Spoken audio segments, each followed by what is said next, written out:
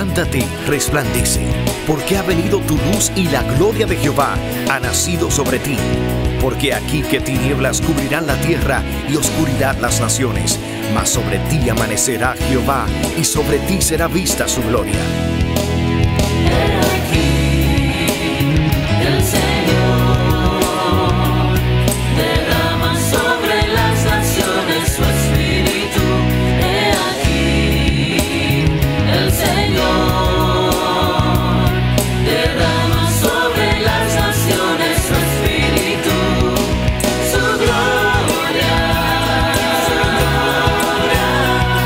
El Ministerio El Amanecer de la Esperanza presenta su programa Voz de Restauración con el pastor Juan Radamés Fernández. Escucha atentamente la palabra que proviene del mismo corazón del Padre para consolar tu vida. A continuación, el pastor Juan Radamés Fernández. El Dios de toda gracia, que nos llamó a su gloria eterna en Jesucristo, te bendiga, te perfeccione y en este día te visite con visitación celestial, derramando gloria sobre ti, edificación sobre tu vida, contestando tus oraciones y sobre todo edificándote a través de la palabra. Eres muy bienvenido, bienvenida a nuestra programación Voz de Restauración. Te invitamos a que juntos estudiemos la palabra de Dios. Ven con nosotros. Amados, el Señor en esta ocasión ha seleccionado la porción bíblica de Hebreos capítulo 5. Hebreos capítulo 5, desde el 7 hasta el 14. Dice así: y Cristo, en los días de su carne, ofreciendo ruegos y súplicas con gran clamor y lágrimas al que le podía librar de la muerte, fue oído a causa de su temor reverente. Y aunque era hijo, por lo que padeció aprendió la obediencia. Y habiendo sido perfeccionado, vino a ser autor de eterna salvación para todos los que le obedecen. Y fue declarado por Dios sumo sacerdote según el orden de Melquisedec. Y dice: acerca de esto tenemos mucho que decir y difícil de explicar, por cuanto os habéis hecho tardos para oír.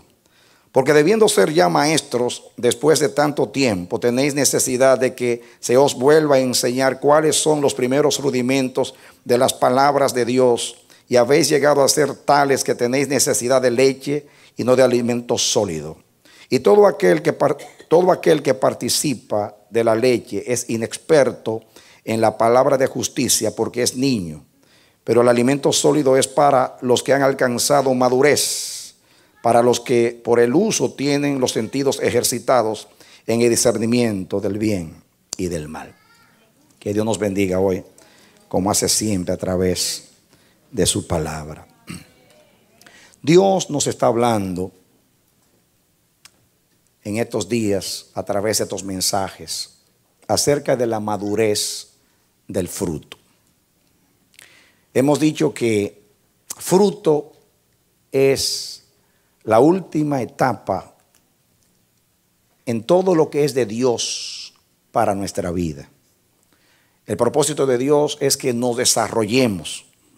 Ya Él nos hizo nacer a una esperanza viva por el Evangelio, y Él quiere que crezcamos en todo, en aquel que es la cabeza, esto es Cristo, y que lleguemos a desarrollarnos totalmente, porque ese es el fruto. El fruto es el fin del proceso de una semilla. Usamos el amor como un ejemplo, porque el amor es el fruto del Espíritu. ¿Qué es el amor? El fruto del Espíritu.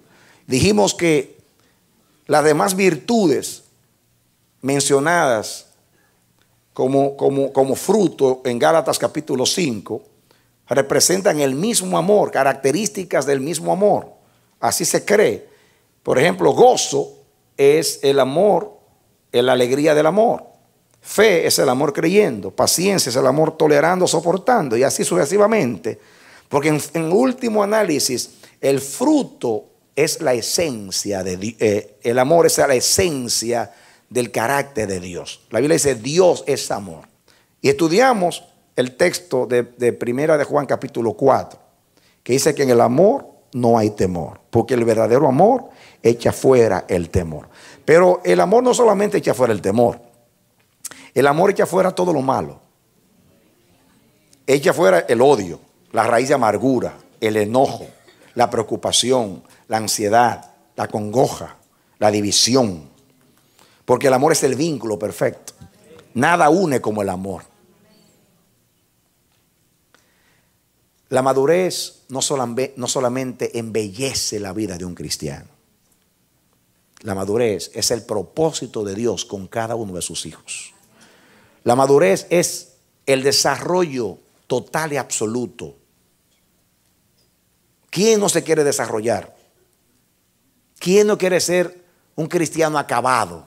Pero no acabado de vejez, sino acabado de madurez. Consumado, procesado, probado y aprobado. Más adelante quizás vamos a volver a seguir hablando del amor, pero quiero estudiar algo aquí acerca de la vida de Jesús, que nos va a servir de ilustración a nosotros, porque aquí está hablando del varón perfecto. Y vamos a ver cómo el varón perfecto fue procesado, aunque en él no había pecado. Mire acá, usted. Hebreos capítulo 5 dice: y Cristo en los días de su carne, diga en su humanidad, ofreciendo ruegos y súplicas con gran clamor y lágrimas al que le podía librar de la muerte, fue oído a causa de su temor reverente. Estudiamos ahí lo que cuando hablamos de, recuerdan ustedes que hablamos de los dos tipos de temores la vez pasada, recuerdan ustedes, ustedes saben, recuerdan ustedes el temor que lleva en sí castigo, colasis, recuerdan ustedes. Pero ahí hablamos de otra clase de amor que tiene que ver con la piedad, un amor temeroso de Dios. O sea, perdón, hablamos del temor phobos, que lleva castigo, que colasis. Pero hablamos de que el temor que menciona ahí es Eulalia. ¿Recuerdan ustedes? Que le van a poner a la niña Eulalia, que significa temor piadoso, temor reverente, temor a Dios. Y ese es el temor que Cristo sintió. Cristo no sintió phobos nunca. Nunca Jesús sintió phobos, porque el phobos es un temor, ahí viene la palabra fobia, es un temor enfermizo. Es el temor de las emociones. Jesús sintió temor reverente, Eulalia. Ese temor no lleva castigo. El phobos sí lleva el castigo, que es colasis. ¿Recuerdan ustedes que estudiamos la vez pasada en griego? Aquí dice que Jesús fue oído si rogó, suplicó y clamó con lágrimas a Dios. Era porque tenía necesidades. Jesús tenía una humanidad. Jesús era hombre. Un hombre sin pecado. En Jesús no había tendencia al pecado. Aquí no está hablando, y vamos a leer dos pasajes aquí acerca de Jesús. Y es bueno que sepan que cuando habla de Jesús en este proceso de crecimiento y desarrollo y madurez, no está hablando del aspecto moral, porque Jesús no tenía inclinación al pecado. Nació sin inclinación al pecado y creció sin inclinación al pecado, y nunca hubo pecado en él. Así que aclaro antes de entrar en tema que cuando está hablando de Jesús y su desarrollo, no está hablando de lo moral, porque Jesús aquí está hablando del crecimiento de Jesús como Mesías, como Salvador, como Redentor, como sumo sacerdote, en las áreas de su servicio a Dios. ¿Estás recibiendo la palabra? Amén. Y miren lo que dice el versículo 8. Y aunque era hijo de Dios, por lo que padeció, aprendió la obediencia. Por lo que ¿qué? Padeció. Aquí viene, ¿recuerdan ustedes cuando hablamos de la parábola del sembrador que ya mencioné en la introducción? El sol. Dice, venido el sol, se secó porque no tenía humedad, no tenía profundidad, la que cayó en pedregales, la semilla. Y aplicamos nosotros que en una persona que tiene buen fundamento, que tiene buen corazón, como dice Lucas, que la parte que cayó en buen terreno, este es el que tiene un corazón bueno y noble, bueno y recto, que recibe la palabra, la retiene y da fruto con paciencia, con perseverancia. Estudiamos nosotros en Santiago 1 que la prueba, y también en Romanos capítulo 5, produce paciencia. La paciencia prueba, la paciencia, la prueba produce paciencia, la paciencia fe, la fe esperanza, la esperanza no avergüenza, porque el amor de Dios ha sido derramado en nuestros corazones por el Espíritu Santo que nos fue dado. Así que en toda la Biblia, en el Nuevo Testamento, la prueba y la aflicción la usa como un instrumento de Dios para perfeccionar. ¿Por qué el fuego, el calor? Dice la Biblia que el fuego todo lo prueba. Según 1 Corintios capítulo 3. El fuego todo lo prueba. Usted mete oro en el fuego y el fuego prueba si es oro o no es oro. Y como usted lo mete a cierta temperatura, todo lo que es escoria se va del oro. Y el oro queda. Así dice Santiago, que aún la fe nuestra tiene que pasar por el fuego. Y si la fe, que es oro, tiene que pasar por el fuego, imagínate la madera suya, que representa su humanidad, porque la madera es tipo de humanidad. Por eso Jesús, que es el que tiene oro, dice, yo te invito a que de mí tú compres oro afinado en fuego. ¿Cómo fue el oro que Jesús te ofrece? ¿Cómo es el oro que Jesús ofrece? Refinado en fuego.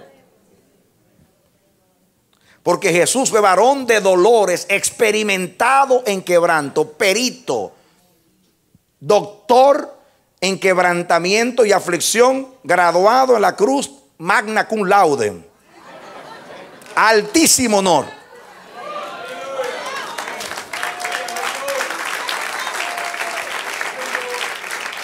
Amén. ¿Por qué sufrió? Bueno, porque el pecado trae sufrimiento y dolor. Pero él no pecó, pero estaba en representación de los pecadores. ¿Estás recibiendo la palabra? Amén. El varón de dolores, experimentado en quebranto, después de ser torturado hasta ser desfigurado, que no parecía un ser humano, burlado con una corona de espinas, la sangre corría a chorro por su cabeza, su costado abierto, su espalda lacerada. Imagínense ustedes, era pura llaga todo. Por eso dice la Biblia, por sus llagas fuimos curados. Por sus llagas dice la Biblia, porque fue desfigurado, fueron llagas. Y después de eso, las burlas, lo trataron como un demente, como un loco. En mi pueblo, a los locos que estaban por la calle, a los locos obviamente le daban bofetones y se viraban a ver quién fue que te golpeó. Eso lo hacíamos nosotros en el barrio, los muchachos. No, yo no lo hacía por los muchachos en el barrio, lo hacían. A Jesús lo golpeaban. ¿Y sabe quién fue que te pegó? Y se reían. Profetízanos, tú eres profeta, di quién fue que te golpeó. Y después lo desnudan. Y el maestro, el respetable maestro, Mesías de Israel. Porque usted ve a Jesús en la cruz y le ponen un pañito acá, pero los humanos no le ponían pañito, porque lo desnudaban para avergonzarlo públicamente. Por eso yo creo que el sol, cuando se oscureció, se negaba a ver a su creador desnudo en una cruz.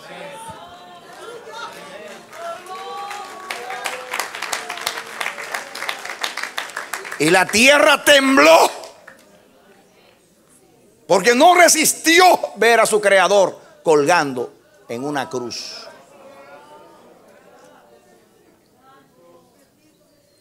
Y los hombres se burlaban.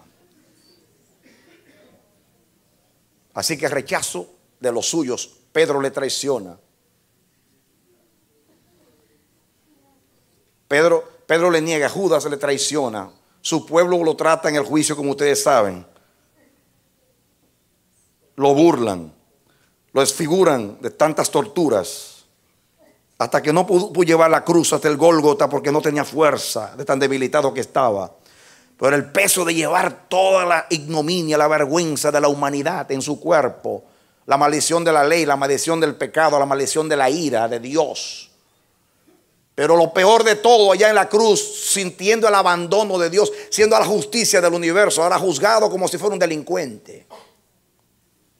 Burlas por doquier, rechazo, vergüenza por estar desnudo en una cruz. Y porque la ley decía maldito todo aquel que es colgado en un madero. Y en ese dolor punzante, en vez de pensar en él, dice: perdónalos, que no saben lo que hacen. Madre, y ahí a tu hijo. Y luego, después que está en agonía, porque la agonía física de un crucificado era que, como sus extremidades pendían, su cuerpo pendía sobre sus extremidades por los clavos, como colgaba su cuerpo, todo el peso del cuerpo colgaba sus extremidades, ya que fuera así o fuera así, porque había dos maneras de crucificar: era así o así, depende del tipo de madero que sea, y clavado abajo. Todo el peso del cuerpo estaba sobre las extremidades, ahí donde estaban los clavos, y en las manos. Y la tortura de un crucificado era el no poder respirar. ¿Han visto una persona con un ataque de asma? Así. Entonces, cada vez que iba a respirar, tenía que erguirse así, para inhalar el aire. Entonces, cuando trataba de hacer ese esfuerzo, sentía los dolores en los clavos, en las piernas, en las manos. El dolor era terrible cuando hacía el esfuerzo. Entonces, como era muy difícil inhalar el aire, era una tortura.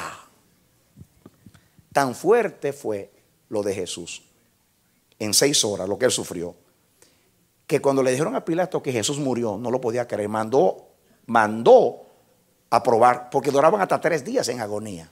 Y Jesús tenía 33 años, un hombre fuerte, muriendo a las 6 horas, no lo podía creer. Pero que la tortura era tan grande, el peso del pecado de la humanidad sobre él, y sobre todo lo que más le dolió, el abandono de su padre. Porque él dijo siempre: el Padre nunca me ha dejado, porque yo siempre hago su voluntad. Ahora le grita: Padre mío, ¿por qué me ha desamparado?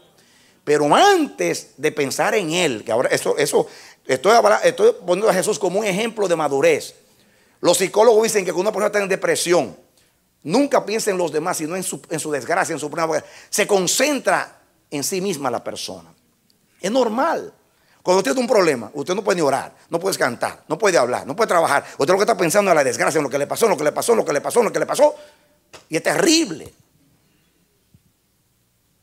Ahora, lo que le pasó a Jesús no le ha pasado a nadie. Nadie ha experimentado una crisis como la de Jesús. Porque no era la crisis de él, era la crisis de toda la humanidad. Era el juicio de Dios sobre él. Y en ese momento piensa en sus torturadores: Padre, perdónalos, no saben lo que hacen. Luego en su madre: madre, a tu hijo, hijo, a tu madre. Y luego, cuando está en el dolor más punzante, en su agonía, escucha a su lado una voz que le dice con palabras entrecortadas: Maestro, Señor, acuérdate. Era así, hermano. No que acuérdate de mí. No, yo me estaba en agonía. Cada palabra le costaba pronunciarla. Señor, acuérdate de mí cuando venga. Así era. Y Jesús se vira y le dice: también yo te aseguro hoy que tú estarás conmigo en el paraíso.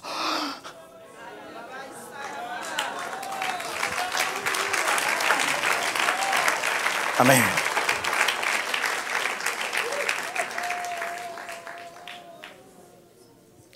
Pero después que pensó en todos, pidió perdón por los torturadores, encomendó a su madre a Juan, le asegura el cielo a este pecador. Al final se acuerda de él y dice: estoy abandonado. Elí, Elí, lama sabatani. Me imagino el grito. Entonces pensó en él: Dios mío, ¿por qué me has abandonado? En el último que pensó fue en él. El amor es así. Eso es madurez. Porque en un momento así nadie piensa en nadie sino en sí mismo, en su desgracia, en su rechazo, en su vergüenza. Pero dice que por el gozo puesto delante de él, menospreció la vergüenza de estar desnudo y todo lo que le sucedió. Porque el amor era más fuerte. Porque después del amor, ¿qué sigue en el fruto? Amor, gozo. El gozo sigue el amor, aunque el amor esté sufriendo. Porque la causa del sufrimiento del amor siempre son los demás. Y el amor, aunque está sufriendo, siente gozo, porque no busca lo suyo. Generalmente sentimos gozo cuando buscamos lo nuestro. Me saludan, gozo.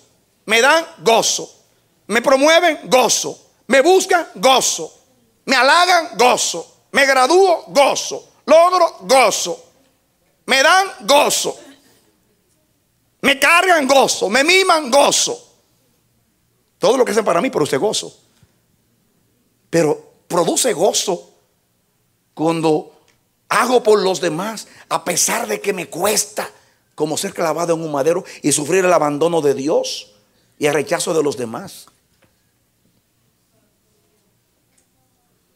Ahora díganme cómo no va a ser oído los ruegos y las súplicas de este hombre cuando padecía, si él no padecía por causa de él. El Padre lo escuchó a él, ¿por qué te escuchó a ti?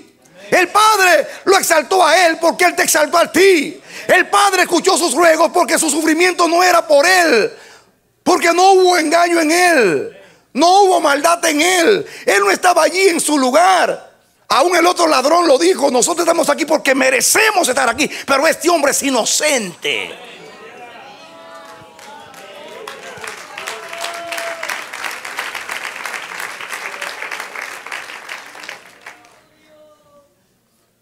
Hay en nosotros el mismo sentir que hubo en Cristo Jesús.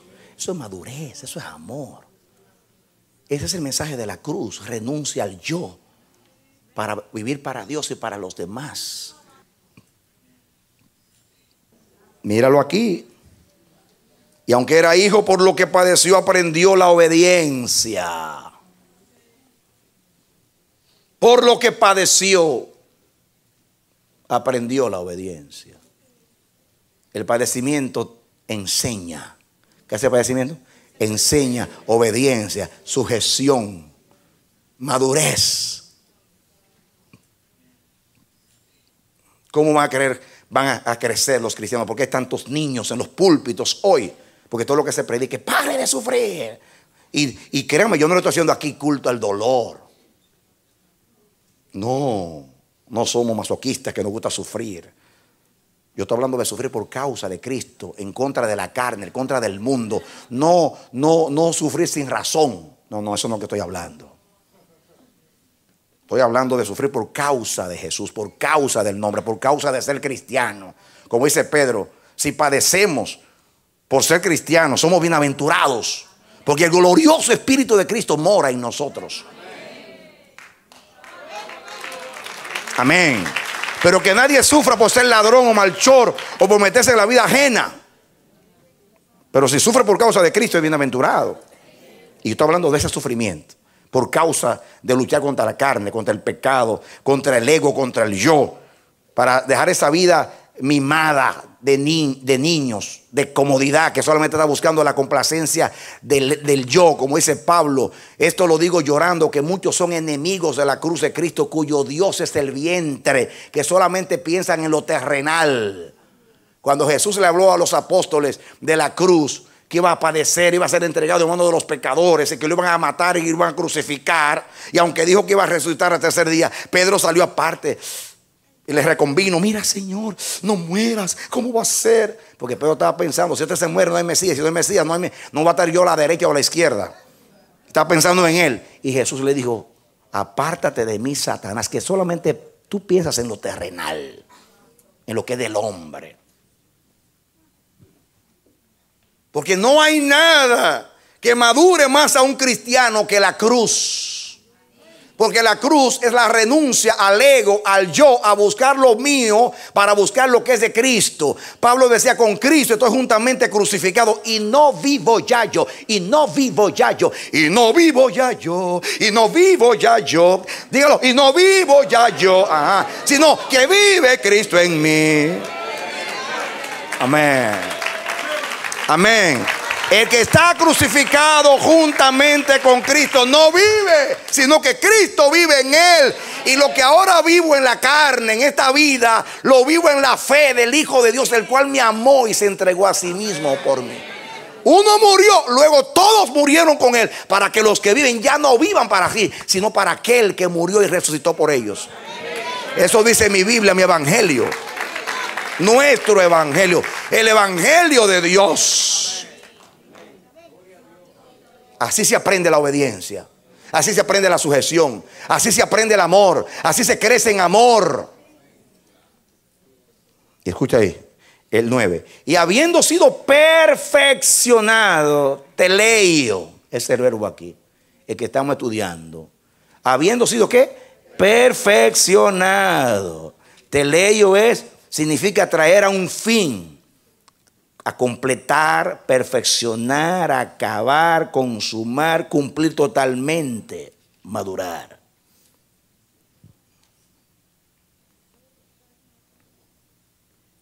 Y habiendo sido perfeccionado, vino ¿a qué? A ser autor de eterna salvación para todos los que le obedecen. ¿Qué vino a hacer? En otras palabras, los ruegos, las súplicas y todas las cosas, con temor reverente, fue cuando Él sufría por nosotros, cuando Él padecía por nosotros. ¿Fue en vano? No, llevó muchos hijos a la gloria. Pero ¿cómo logró Jesús ser autor de eterna salvación? Por el padecimiento. ¿Cree usted que usted va a llegar a ser maduro sin padecimiento, sin calor del sol, sin aflicción? No. ¿Cómo usted va a ser depurado? O sea, nuestra fe tiene que pasar por el fuego para ser depurada. Y la fe es oro.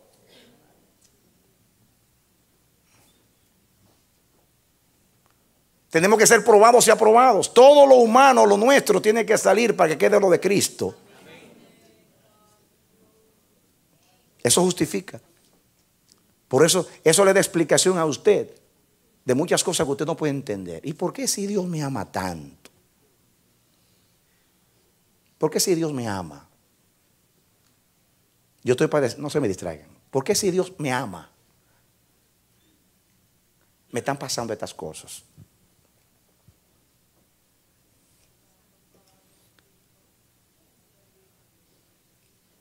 Hay cosas que Dios hace en nuestras vidas que no se entienden. ¿Por qué estoy padeciendo esto? Y comenzamos a buscar una explicación.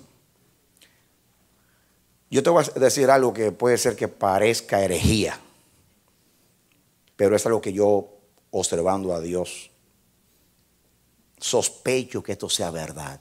No es que creo, sospecho que sea verdad. Analizando este mundo y la paciencia que Dios tiene, soportando este mundo por tanto tiempo y viendo a sus santos sufriendo en un mundo como este, mi única conclusión es que este mundo es un taller de Dios para sacar perfeccionados, para llevárselo al cielo, para seguir perfeccionándolo en la eternidad. Así que estamos en el taller del alfarero, en el taller de Dios.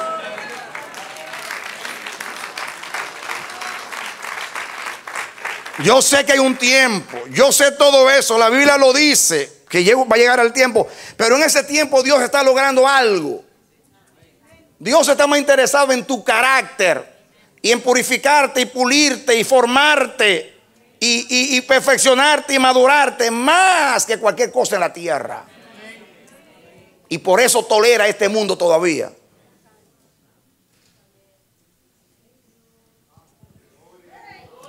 Usted puede decir, pero pastor, cuando Cristo venga, seremos glorificados. Significa que un abrir y cerrar de ojos a la final trompeta se nos va a ir la naturaleza carnal. Sí, sí, pero hay una parte que va a ser aquí.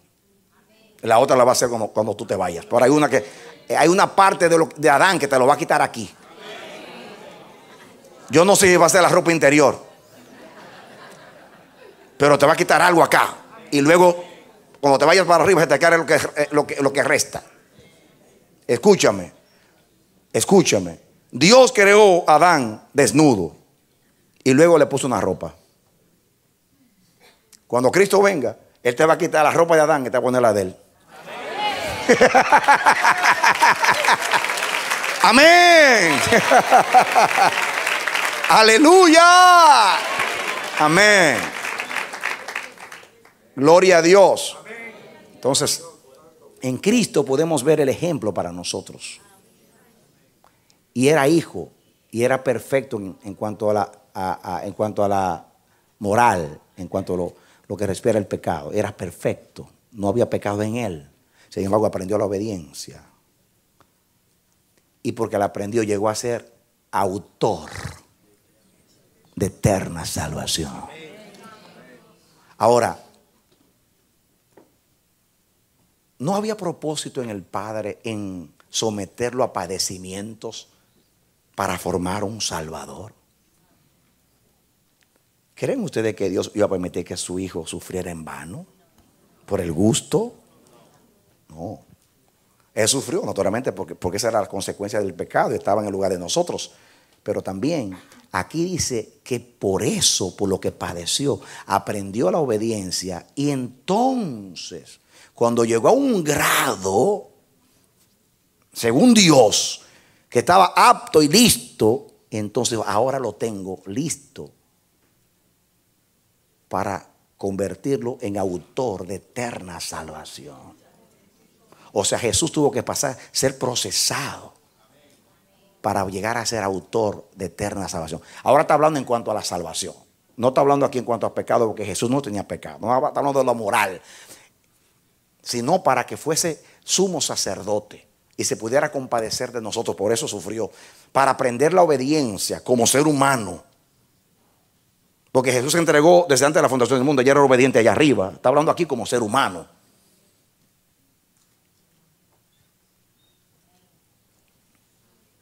Y vino a ser autor de eterna salvación. Llegó a ser. O sea, cuando fue perfeccionado, según el Padre, ya estaba apto y listo para ser autor de eterna salvación. Quiere decir que aún Jesús fue procesado. Pero lo que yo quiero enseñar acá es que la madurez te lleva a un fruto. A Cristo, el fruto de Cristo fue que llegó a ser autor de eterna salvación. En otras palabras, no fue procesado en vano. Fue procesado para llevarlo a un fin. Porque eso es lo que significa la palabra teleio. Viene de telos, un fin, un objetivo, un propósito que está en la última etapa.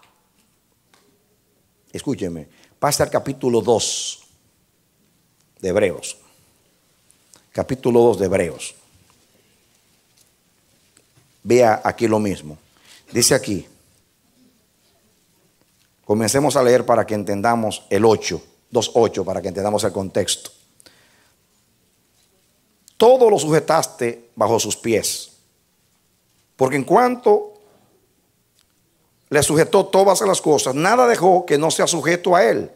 Pero todavía no vemos que todas las cosas le sean sujetas. Pero vemos a aquel que fue hecho un poco menor que los ángeles, a Jesús, poco menor que los ángeles porque lo hizo hombre, coronado de gloria y de honra. ¿Cómo? Coronado de gloria y de honra, a causa del padecimiento de la muerte, para que por la gracia de Dios gustase la muerte por todos. Gustase, porque lo decidió, la muerte por todos. Escuchen, coronado de gloria y de honra a causa del padecimiento de la muerte. Fue coronado por causa del padecimiento, para que por la gracia de Dios gustase la muerte por todos. Él decidió ir a la cruz. Lo gustó por amor. No porque le gustaba sufrir. Él dijo que pase de mí esta copa. Pero por amor, el amor pudo. Porque más fuerte que todo es el amor. Y dice el 10, atención. Porque convenía. Que esa palabra es clave. Convenía aquel por cuya causa son todas las cosas. Porque en todas las cosas subsisten, o sea, el Padre, que habiendo de llevar muchos hijos a la gloria, perfeccionase, teleio, por aflicciones, en el original dice a través o mediante aflicciones, al autor de la salvación de ellos. ¿No lo dice aquí otra vez? Convenía al Padre someterlo. No quiso el Padre, en el sentido que el Padre, viendo a su hijo sufrir, le fue duro, pero convenía someterlo. El que sujeta todas las cosas sometió al hijo a padecimiento y a aflicción, porque era necesario, porque tenía que ser así, porque tenía que pagar el precio del pecado. El pecado trae consigo sufrimiento, dolor, separación y todas esas cosas. Por eso él padeció. Era necesario, convenía, lo tuvo que hacer. Pero dice aquí que Jesús fue perfeccionado mediante, por la aflicción o por aflicciones. Y por eso llegó a ser autor de la salvación de ellos.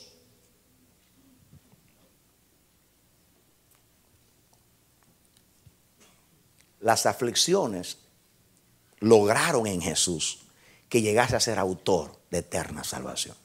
Y fue capacitado para ser sacerdote, sumo sacerdote, intercesor. Imagínense ustedes, ¿por qué Cristo puede estar allá arriba ahora mismo por 20 siglos intercediendo por ti? ¿Dónde lo aprendió? ¿Dónde aprendió Jesús a interceder?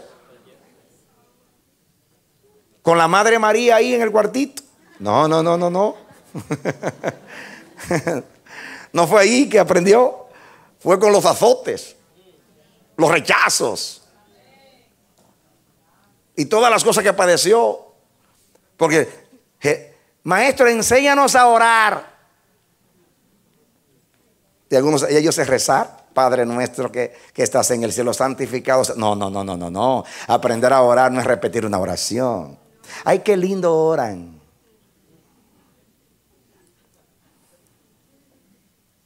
No hay oración más hermosa que la que brota de la aflicción.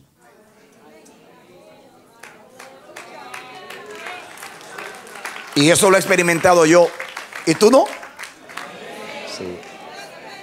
Escúcheme cómo Dios lo hace. A ver si lo ilustro. Yo sé de música lo mismo que sé de energía nuclear.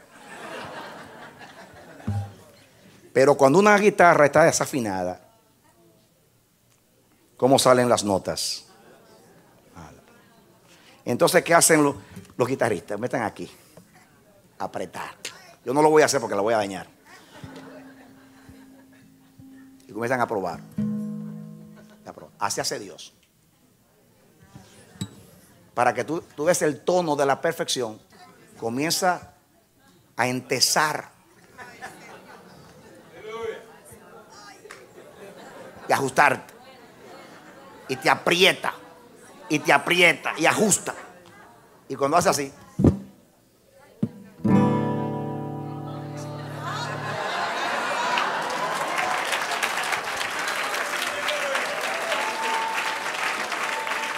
amén.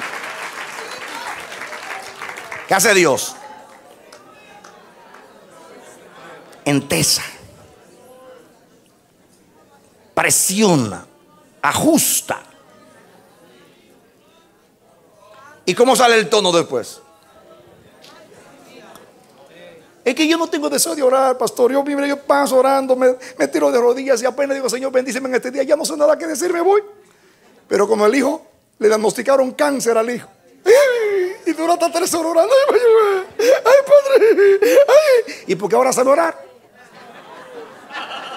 Porque antes solamente dura 1 minuto, ahora dura 3 horas.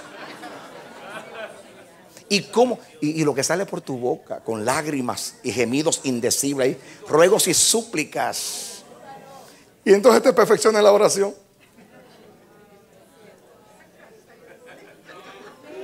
Entonces ya tienes deseo de orar. No hay mejor manera de administrar la gloria y la presencia de Dios que la humillación y el quebrantamiento.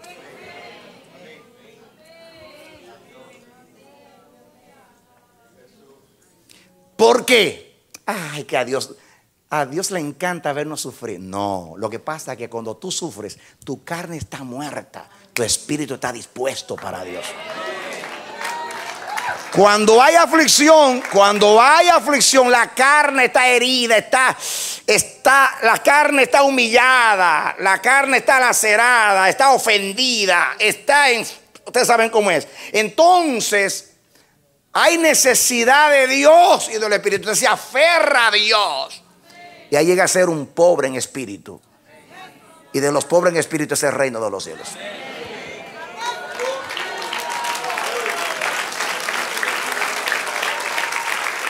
Entonces usted se perfecciona. Y ya en la próxima es más fuerte en esa área. Porque usted fue varón experimentado en quebranto, como su Señor. Nadie en el reino de Dios sufre en vano. Siempre para Dios hacerte autor de algo. Todos los hombres de Dios fueron probados y aprobados. Aún Jesús como hijo fue procesado. No en lo moral, porque en él no había pecado, pero para ser intercesor, sumo sacerdote, salvador, para poder identificarse con la gente, tuvo que pasar donde la gente tuvo que pasar. Fue procesado. Un consejo: en vez de estar aspirando a ser ministro, aspire a ser perfecto.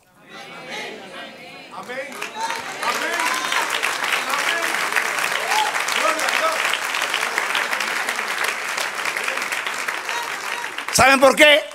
Porque si usted es perfecto, sea maduro, acabado, que es la palabra, no impecable, solamente debe ser impecable. Perfecto aquí es maduro, acabado, que da fruto, que ya llegó a la última etapa, que puede ser autor. Yo no puedo ser autor de eterna salvación, porque solamente Cristo es autor. Pero yo puedo ser autor de bien, autor de piedad, autor de bondad, autor de dominio propio, autor de humildad. ¿O no? Claro. ¿Qué significa? Aún Pablo dijo: sed imitadores de mí, como yo de Cristo. Porque ¿qué es un autor? Un pionero, un maestro de piedad, que la gente lo ve y lo sigue. Entonces, preocúpese por ser perfecto, sea maduro, porque si usted es maduro, ya puede ser ministro. Porque ministro significa un siervo, un servidor. Y el que está maduro no solamente sirve mejor, da fruto. Tiene fruto, edifica.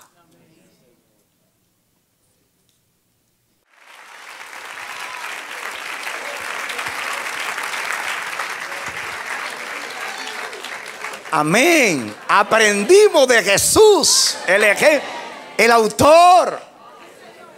El autor.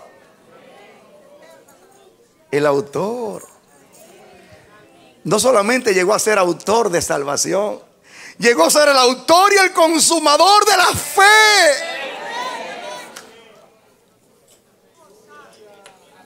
Significa que el autor de la fe, con él comenzó la fe. Él es el pionero de la fe. Él vivió la fe, fue probado en fe. Nadie le creyó a Dios como él. Y por eso, porque creció en fe, llegó a ser el pionero de la fe, el caudillo de la fe, el maestro de la fe. el perfeccionador de la fe. Porque consumación es de la palabra teleio que viene. El consumador es de teleio. Y vino a ser autor y consumador de la fe. El pionero de la fe, el caudillo de la fe. Pero el que también perfecciona la fe, la concluye. El que comenzó la obra, la perfeccionará hasta el día de Jesucristo. Y ahí teleio, la perfeccionará, la acabará hasta el día de Jesucristo. Aleluya. Denle otro aplauso al Señor. Amén. Gloria a Dios. Amén. Amén.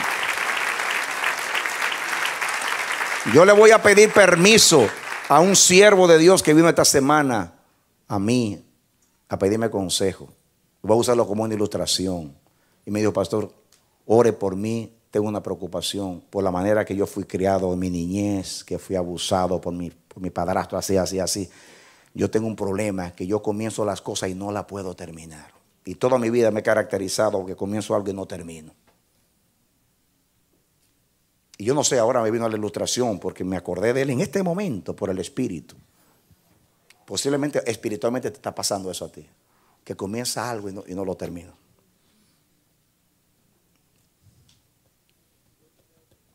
El Génesis, cuando Dios creó, dice: y fueron acabados los cielos y la tierra y todo su ordenamiento, y acabó Dios en el día séptimo y reposó.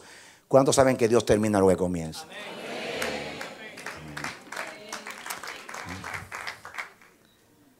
El que comenzó la obra la terminará hasta el día de Cristo. Y lo que Dios quiere que nazca en ti es el deseo de acabar, terminar, consumar. Yo no me voy a quedar así. Yo seguiré. Aunque sea arrastrándome, seguiré. Aunque sea en penas, en lucha, en lo que sea, seguiré. Seguiré hasta que Dios lo logre. Seguiré. Seré perfeccionado. Amo la perfección. Anhelo la perfección. Me aferro a la perfección. Porque es el fin de Dios con mi vida. Es el telos de Dios con mi vida. Es el objetivo de Dios con mi vida. Es la meta de Dios con mi vida. Es el plan de Dios con mi vida. Así que esa es mi aspiración. Así que si estás desanimado, triste, abatido, déjate de tonterías. Porque todo lo que es la carne, llámese como se llama, es tontería. Párate y diga como Nehemías. Yo no. Un hombre como yo va a estar temiendo. Un hombre como yo va a estar arrinconado. Una mujer como yo, procesada por tantos años, va a estar desalentada viendo circunstancias. No, digo como el apóstol Pablo, cuando Agabo le tomó el cinto y le dijo: así le harán al varón a quien pertenece este cinto. Llegará a Jerusalén y será encarcelado y azotado y va a sufrir mucho en Jerusalén. Y dice Lucas: si tratamos de persuadir lo que no fuera. Y Pablo dice: ¿qué hacen ustedes molestándome? El Espíritu de Dios por todas las ciudades me dice que prisiones y tribulaciones me esperan en Jerusalén. Pero me dice que es necesario que yo vaya a Roma. Dios quiere que pase por Jerusalén y vaya a Roma. Está en el plan de Dios. Así que yo de ninguna cosa hago caso, de nada, ni estimo mi vida preciosa para mí mismo, con tal de que acabe la carrera y el ministerio que recibe el Señor Jesús, que dar testimonio de la gloria de Dios. Y la palabra ahí, acabar, es teleio. En otra palabra, de ninguna cosa hago caso. Soy obstinado. Soy duro de pelar. No me importa si hay que pasar por Jerusalén y que me pelen allí, que me hagan lo que me hagan, pero tengo que llegar a Roma, porque mi fin es Roma. Y Dios quiere que esa osadía, ese denuedo de acabar la carrera y decir: yo no hago caso de nada. Ya basta de emociones y de cuantas cosas y dando vueltas en el mismo lugar ahí. No. Como los roedores están en las rueditas dando vueltas y no avanzan ahí. ¿Tú has visto los roedores ahí? Dando vueltas en la bola esa, en la tómbola esa. 3 días adorando. Digo, ¡aleluya! Y después, bueno, ¿qué le pasa? Sí, hermano, mira el problema que pasó. Mira, ya, deja eso. Basta ya. Diga como Pablo, de ninguna cosa hago caso ya. De ninguna cosa hago caso. Amén. De ninguna cosa hago caso ya. Amén. Que le tengo miedo a la muerte. Como quiera va a llegar el día de la muerte. Así que enfréntala, vénsela. Ya Cristo la venció por ti. ¿Cuál es el problema? Si es inevitable. Que estoy enfermo. Que tengo cáncer. Que me voy a morir. No te vas a morir. Eres inmortal hasta que Dios termine la obra en tu vida.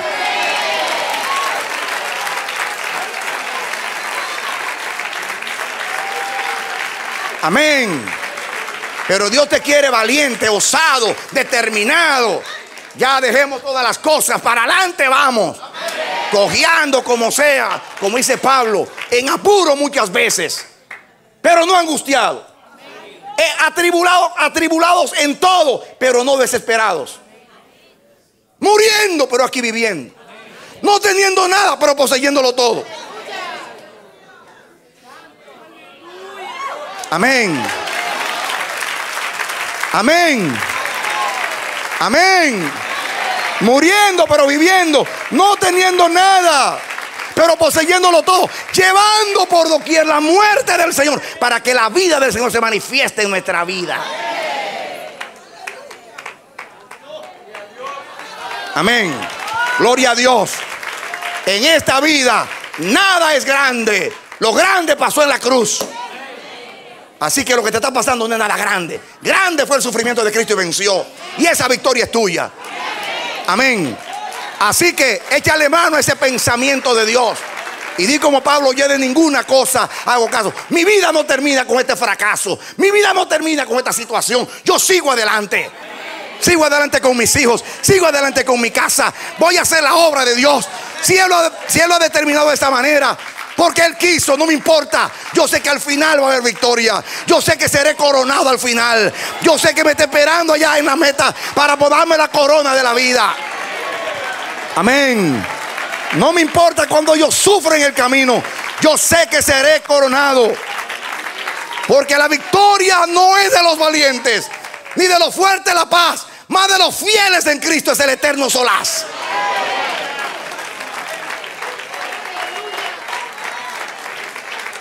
Adelante, iglesia. Cíñete del valor de Cristo, de la osadía de los apóstoles y profetas y de los mártires. Y dejemos a un lado las emociones paralizantes. No somos hijos de las circunstancias. Somos hijos del propósito santo del Padre. No hay tiempo para minucias. No hay tiempo para tonterías. No hay tiempo para pleito y rencilla de niños. Es tiempo de ponerse la ojera como los caballos y decir: voy hacia la meta. Voy hacia la meta. No voy a mirar ni a la izquierda ni a la derecha. Voy hacia la meta, hacia el premio de la soberana vocación en Cristo Jesús. Amén. Así que adelante. Adelante. Como iglesia, ya Dios terminó un periodo y ha comenzado otro en el año 10. Estamos en un nuevo orden. Alistémonos para lo que Dios tiene en el nuevo orden. Y olvidemos de lo que queda atrás. Solamente recordemos aquello que nos puede enseñar algo. Pero nada que nos paralice. No hacemos caso a nada. Solamente mirando al autor y consumador de la fe, que va al frente. Aleluya. Amén, amén. Gloria a Dios. Quédese ahí y ore conmigo. Cierre los ojos en el nombre de Jesús.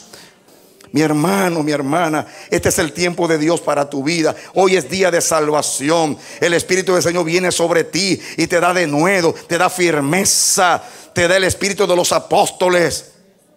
Dios pone los ojos en ti para que tú pongas los ojos en la meta, para terminar la obra que Dios comenzó en tu vida. Él la quiere terminar. Él está ahí para ayudarte. Pero Él quiere que tú te vistas de ese pensamiento, de ese espíritu ahora mismo.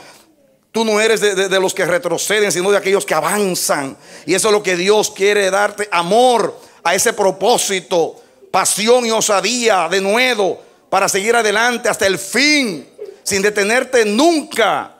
Si estás estancado, paralizado, levántate y corre como es digno de un siervo de Dios. Que nunca tú seas descalificado, porque el Señor Jesús está al final de la meta esperándote con la corona.